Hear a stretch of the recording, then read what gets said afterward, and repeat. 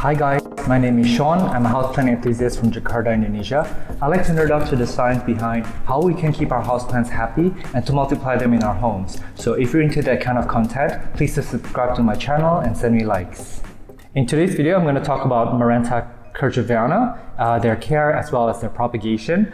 These are very easy to take care of. They're in the Marantaceae family under the Maranta group. So Marantaceae family consists of calatheas and tonantes. So basically they're what we call prayer plants. The leaves actually fold up at night, unlike now where they're kind of open.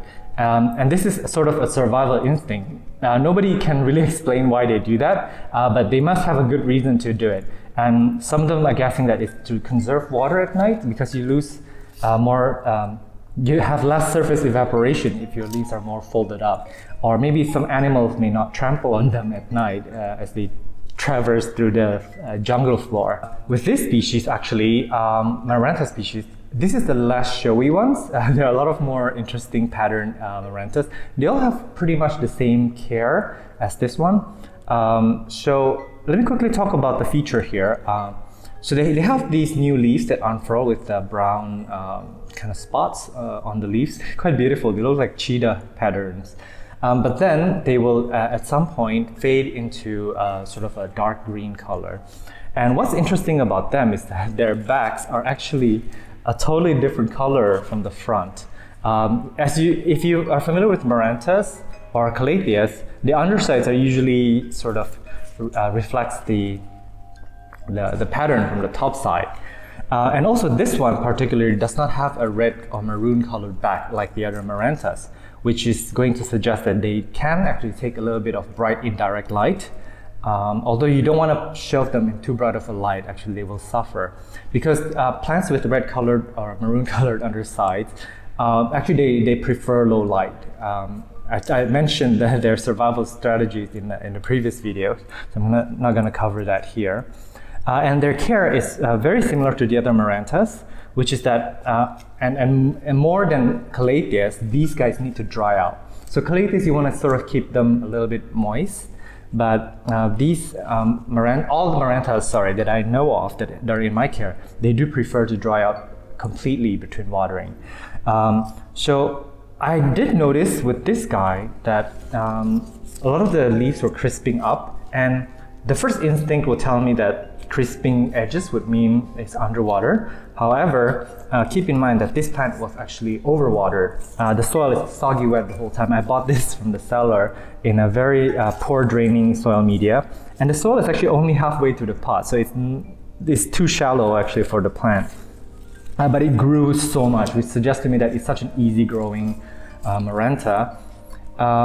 So yeah, I kind of water it whenever I can, which is almost every day or every other day.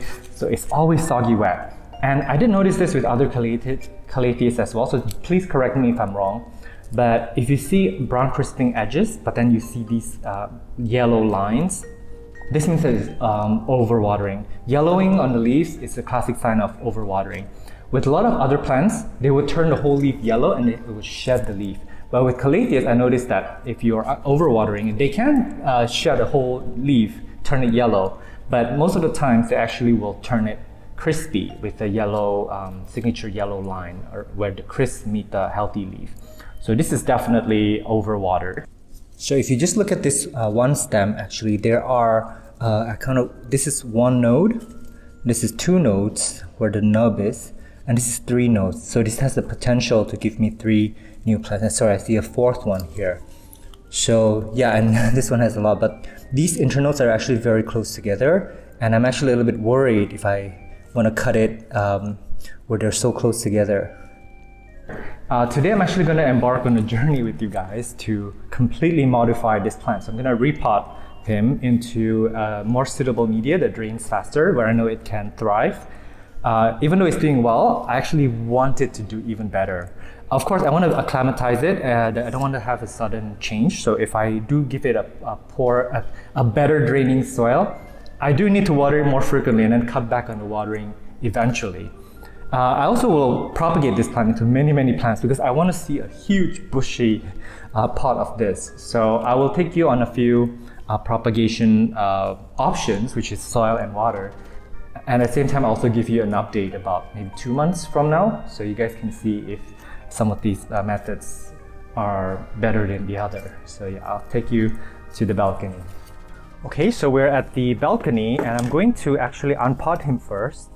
Let me take him out slowly. It's very soggy wet in there, so it's very scary actually. You may actually take off some roots with the plant if it's soggy, because it's so heavy. All right. Yuck, it's so muddy. Ugh.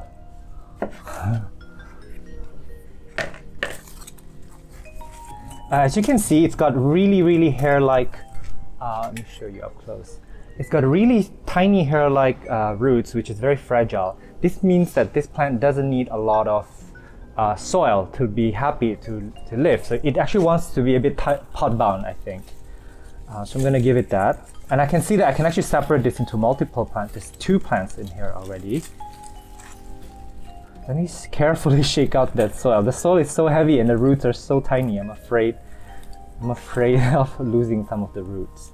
But these guys actually root very easily, so I'm actually not that worried. If something does happen, I know that I'll have a lot of cuttings. Yeah. And this soil media did not come from me, so it's probably really disgusting. Probably got, I don't know, maybe some poop in there. They love putting goat poop in plants when they come from some nurseries.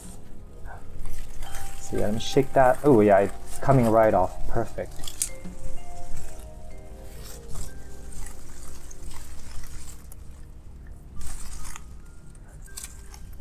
So this plant came to me way smaller than this. This has grown about 3 times in size since I got it.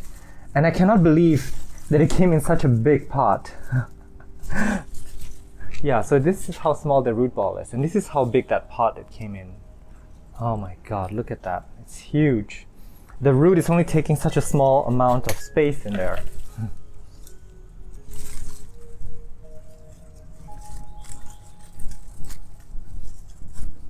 I see some crisping stems. I'm gonna take it off. It's an old foliage. Yeah, so there's our plant. I'm gonna actually start to cut him up now. So yeah. I'm going really greedy here. Let me show you where I cut it. So that's that node over here. And I'm gonna cut it right below that. Okay. And this leaf, sorry, this is not the best way to show you, I guess. So this leaf has 1 node. So I'm gonna cut it right below that because this leaf can produce 1 plant. There you go. So this is 1 cutting. So as you can see, the nub here, this is where the root will come from, and also the new growth is going to come from here. So yeah, I'm going to have a lot of plants. I only want to keep a little bit of the original plant.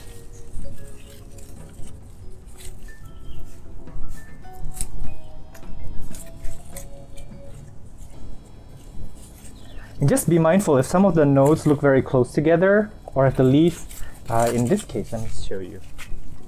These nodes are actually very close together, and the bottom leaf, this one, is actually quite damaged. So I can't cut this into pieces because this leaf is not gonna, I mean, the survival chance is so low because it's not a healthy leaf to begin with. So I may actually, for this one, let me see. Sorry, I'm gonna go down. I'm gonna cut below that leaf. So, there you go. So yeah, so I'm gonna take this cutting and let me see, do I want to take this leaf? I can, yeah, I'm going to take this leaf off because it's just going to be draining energy from the plant. So yeah, I take the leaf off. So this cutting actually now has 1 node and 2 nodes. So it's got a lot of potential to root.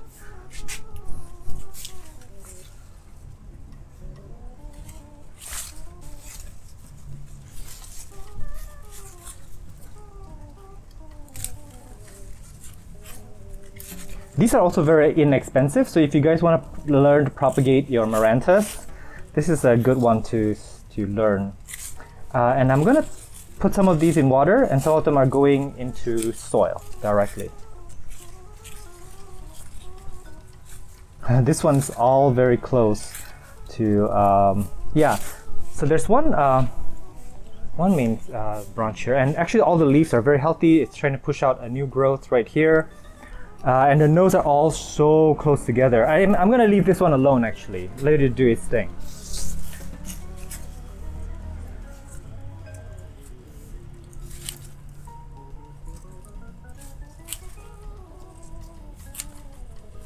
I mean, a lot of people actually want to leave 2 nodes, but I don't mind leaving just one. It's just me. I'm just greedy. Take that off. Take this off. And this can become 2 different plants actually. Let me cut it. Yeah.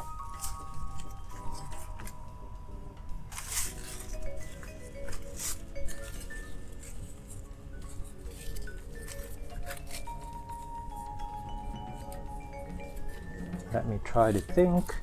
I may take this off over here.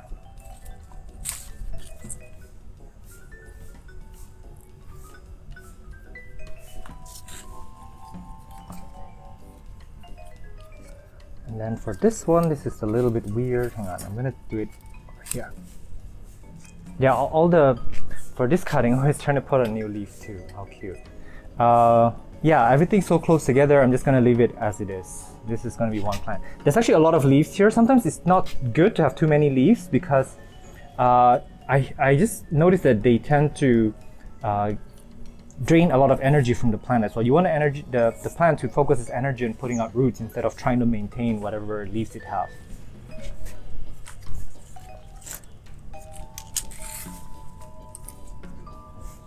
So this one came right off. So this is gonna be its own little plant later.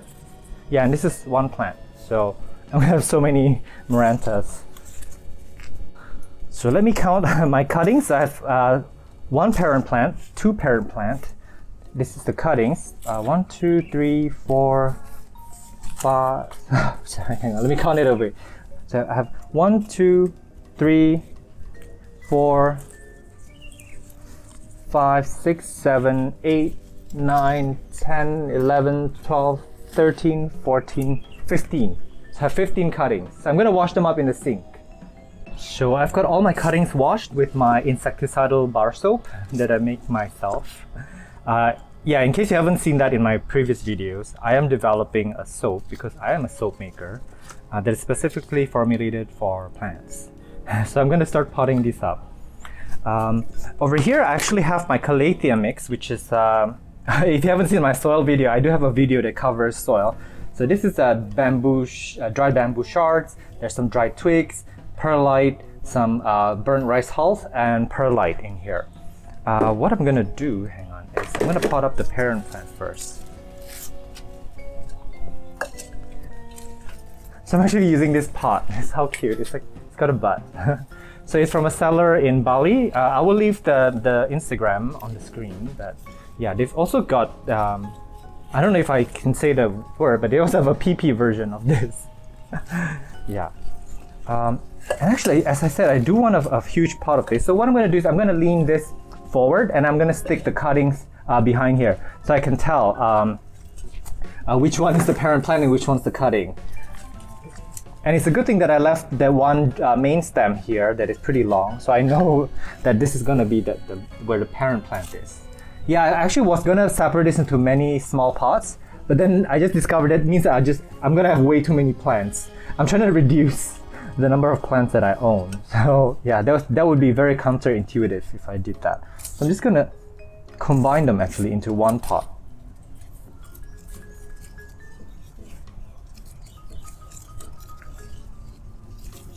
Okay.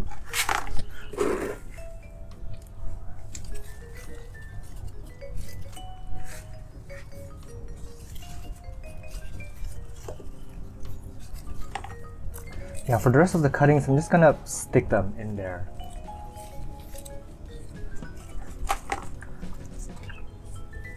I'm gonna create a really, really bushy plant. I also took a few cuttings and they're in water, so they're propagating away separately.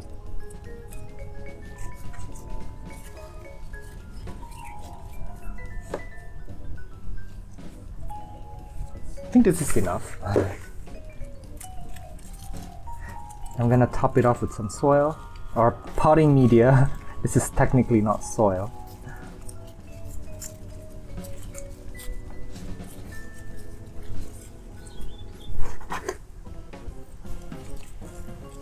It's gonna really love this airy soil. Lets a lot of air in, it lets it dry out between waterings.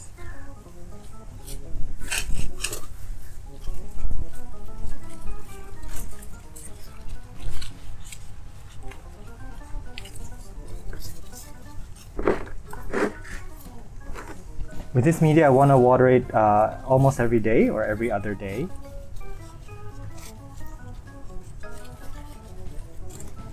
And when you have so many plants in here, you have a lot of roots in the soil. It means that they're going to drink up that water a bit faster as well, which means that you're going to have to water it again a bit more frequently because it's going to dry out a bit faster as all these cuttings will start drinking that water.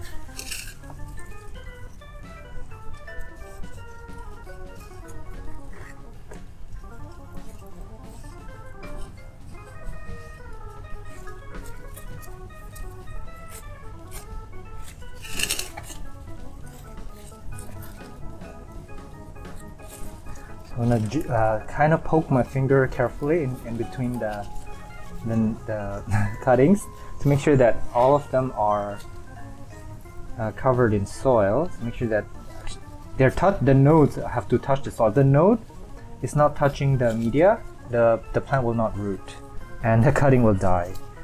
Of course, I have to expect that there will be some casualties in here. Not all the cuttings are going to make it.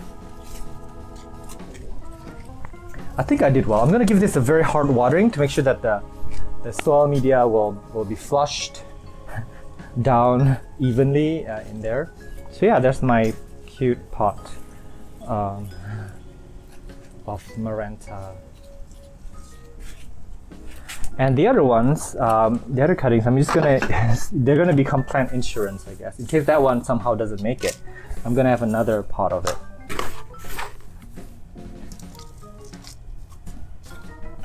I'm just gonna stick these cuttings here.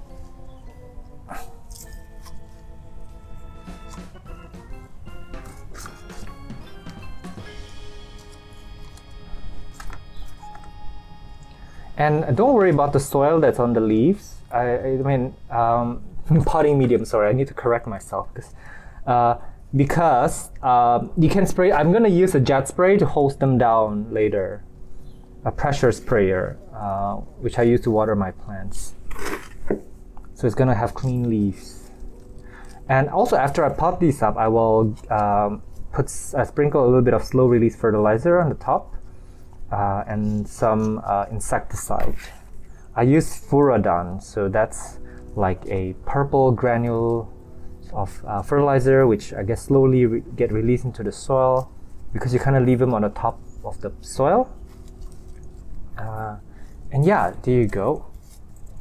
That's done. It looks so pretty. It's gonna grow outwards. And really quickly, just so you guys know. Oh, ooh, okay. As I knock over the camera.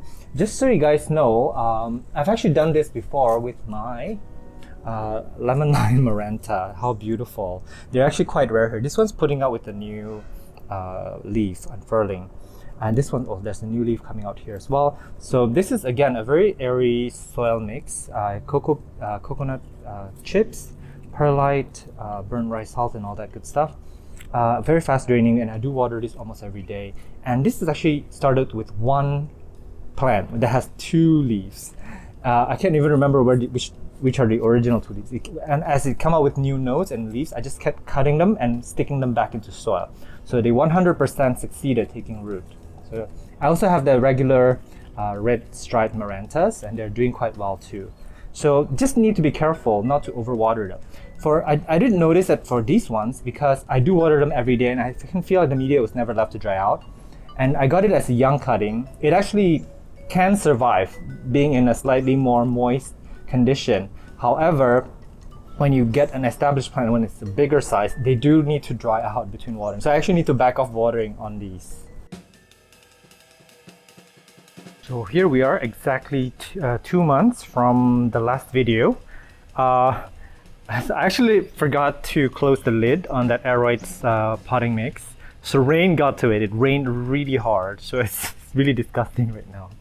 Anyways, I digress. Look at how beautiful the beads of water look on the leaves. I guess these leaves actually do repel water very well. It's so beautiful. Again, I digress too much. I'm easily distracted. So let me quickly go through with you the little pot here. It's grown a lot of beautiful, healthy leaves. Of course, I still have some of these crisping. These are from the old leaves, I believe. So yeah, this pot is looking beautiful. Anyways, here is that water propagated leaf. The leaves suffered some spider mites while I was propagating it in water. And then it rooted, so I stuck it into soil, potting mix I mean, and look at the baby leaves, how cute, very nice. Yeah, so I'm gonna be very patient with this one. Oh, it's putting out a new one here too, a new shoot.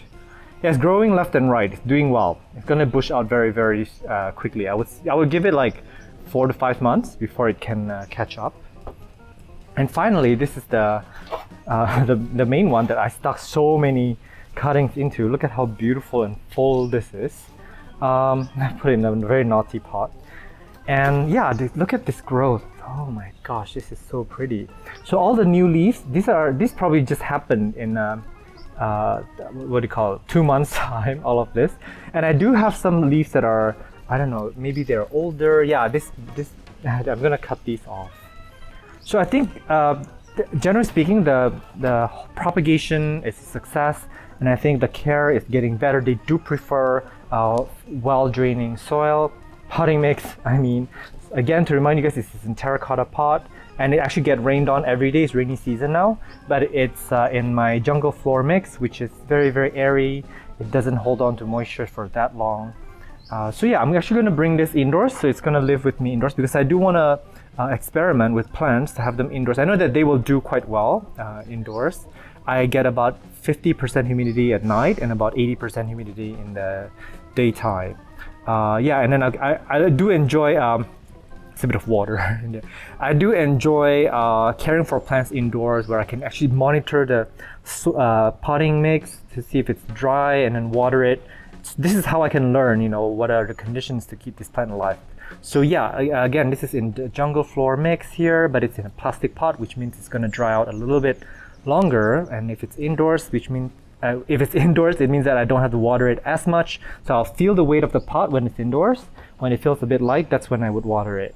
So yeah. So thank you so much for watching this video. This plant is truly beautiful. I hope that you can pick up one of these. It's one of the easier Marantas to take care of.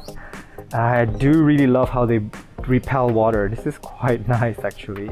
I will insert my Instagram account on the description below because I'm in a transition period. Meanwhile, do take care and stay safe. I will see you in the next episode. Bye.